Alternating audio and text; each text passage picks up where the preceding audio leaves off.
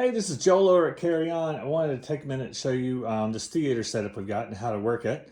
We do have Google Chromecast here, so it'll allow you to stream anything you want. The first thing you're going to do is you're going to pick up this projector remote.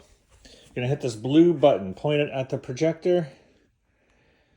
Hit the blue button, and it'll go ahead and start to warm up. It takes about 30 seconds for it to get there. Next, you'll go ahead, you'll see it right here, you see it's starting to come up.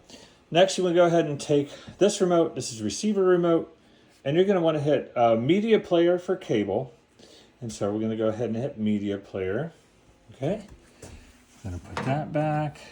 We're going to go ahead and turn on the cable box, so hit the power. And there we go. Cable box is now coming up.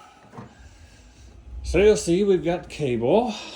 If you want to go check out this Chromecast and stream, you're going to want to hit this DVD Blu-ray in the upper right. So you're going to hit the DVD Blu-ray button there. And then once you get this Chromecast remote, you're going to want to turn on. This is the power button down here. So turn it on. And then you should see it pop up here, and you can use any of your streaming services that you want. You can just log right in, and you should pretty much have everything that you need. So when you're all done, we're going to go ahead and hit the power button.